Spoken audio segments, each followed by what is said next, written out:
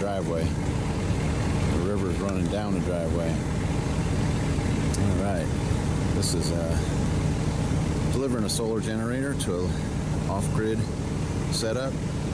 It's more than a mile off of anyway away from power. It's a beautiful spot, and these folks have gone completely off the grid.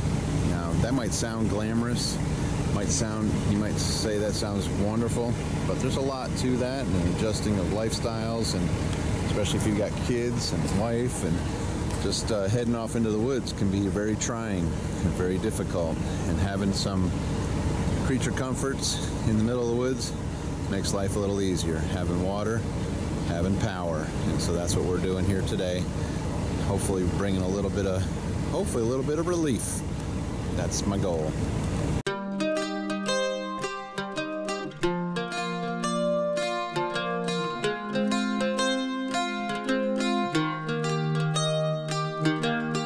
All right, I've arrived at the customer's home, and just going to kind of show you around what they've been doing. Again, this is a complete off-grid setup.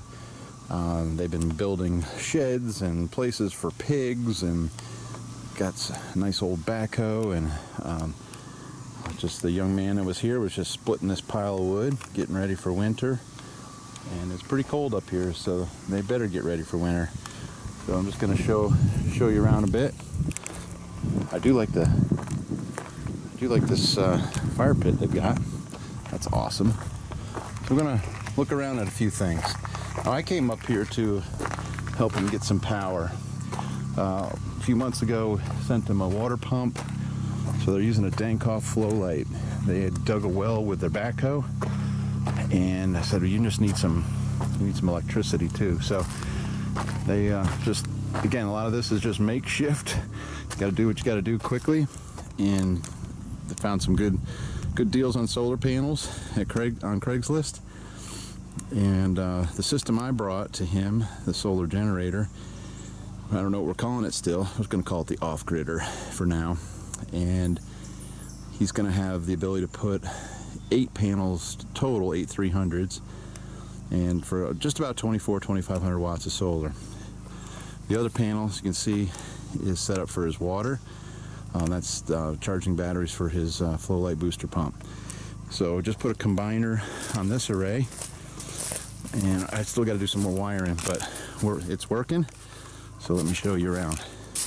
Again, I want you to think about, if they're going really off grid, there's a lot to think about, and a lot of that is conserving and learning how to conserve. They've been running off of 2 Honda generators for well over a year. So running the little Hondas to do, as you can see, skill saw. So this was a hunting cabin, and like I said, winter's coming, and they've added on. Nothing's insulated yet, tarps on, wood stoves in, but they've got a hot shower now, and off of solar, and they're gonna, after today, be able to run, I have a 2,000 watt inverter, and be able to run a lot of different things. They might have to manage the power, but got a good spot. Took down some more trees. I got one more maple that's going to come down, and then they'll have a really good spot for solar. Okay, let's show you inside. So here's the solar generator that we've mounted. It's working pretty good. We've only got 2 solar panels hooked to it. It's getting late in the day, so I see 290 watts of solar, about 11 amps coming in, but we're not done with that. And right now we're getting this thing wired up so we can run the charger for bad weather, so we're going to do that here shortly. And so in this small space, we talked about this years ago. You can see how he wrote on the wall, inverter charger, and then the batteries. So it's been, oh man, 1.5, 2 years we've been talking about doing this. So we finally got it done, and we're able to put the water system in here. So we've got the flow light booster. This is the low speed booster, and the low speed booster pump gets you a little bit more suction capacity, which we needed here. We're pulling water 100 feet from the well. The well's 100 feet away, and we're sucking water out of that through some PEX lines into some filtration, charging that bladder tank. And then we've got a PEX mantle block for the rest of the house. They've got propane for their hot water. So recently they stepped it up and they have a hot shower. So it's like a new place. So hopefully they will be able. This system will save them a ton of gas, and they will technically be able to run off grid without firing up the Honda if they manage their power properly. We're also going to wire it into this panel. Right now we're just testing, but we're actually going to put a breaker in the distribution panel for this inverter, so we can pull all the full power, and we can energize this and select the circuits we want to run. And again, you only have a 2,000 watts, so you got to be careful. You got to manage your power. And then we're going to wire in a generator plug as well to the panel. So anyway, just wanted you to see that generator. We're doing good. And well, there's the other charge control. When we see a red light, usually red lights are bad, but that's a good red light. That's a good sign. It means the batteries are full for the solar water pumping system. All right, let's keep working.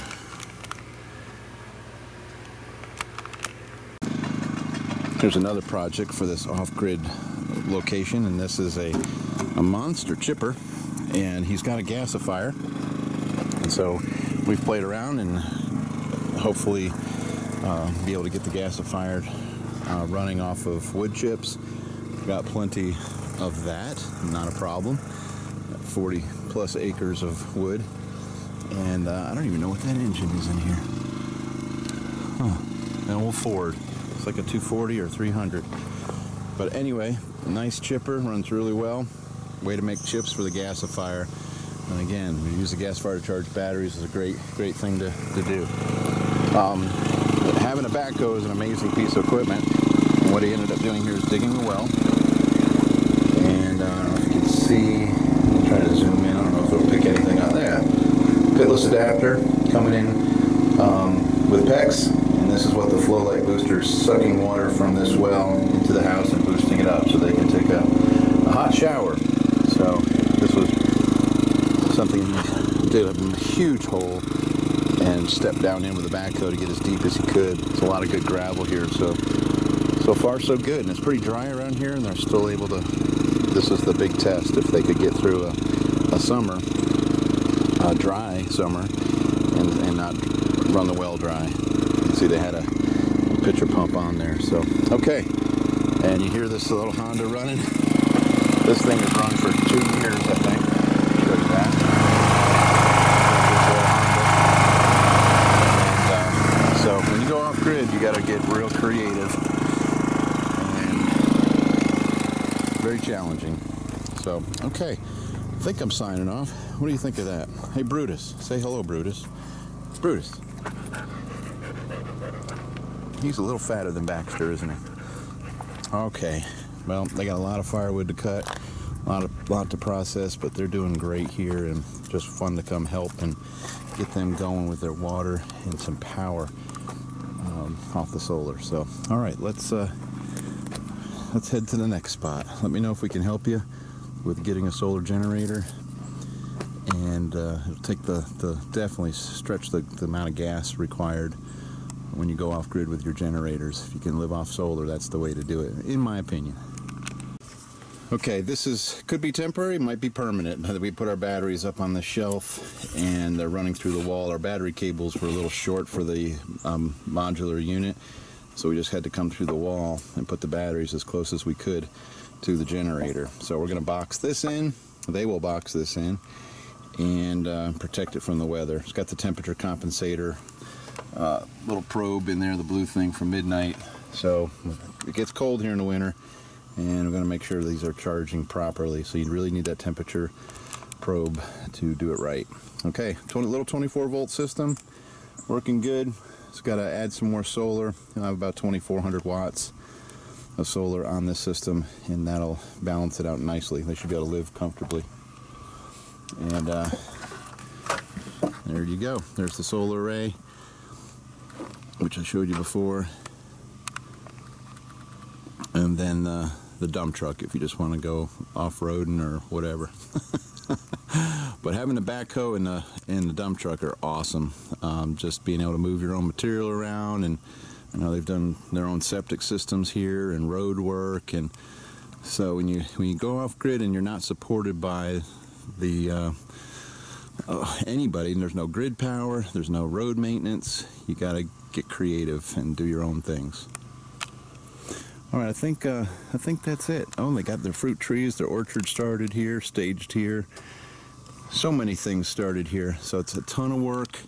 Can get overwhelming at times, and like every day when you're not used to this, but it's going to come together, and it's coming together, and it'll be very rewarding. Better get that tree out of there, though. That's bugging me. That's blocking about 2 hours of production. That maple's got to come down. Okay, here's another shot here from this angle. You can see the addition, the tarps, and the septic system's going in. It's a 1,500, I think, gallon tank.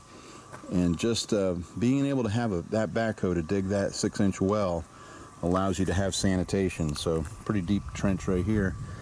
And we'll put that infiltrator product in, and it'll have a really nice leach field. Good, you know, basically a great sanitation system. I know you can do composting toilets and outhouses and all that, but this is a nice way not to have flies and have to deal with that. And this is in and done forever, and why not? So anyway, I know there's a lot of different views and takes on that, but this works really well. Works great in this type of soil, so it's not an issue. Native trout in here, bears, you name it. There's no neighbors on that side.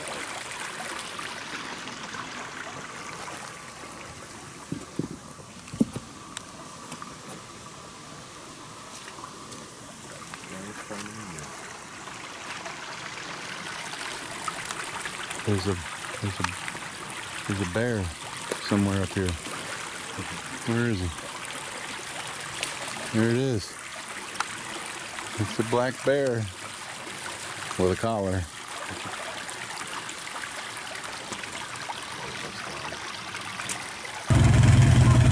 Beautiful line of hemlocks here.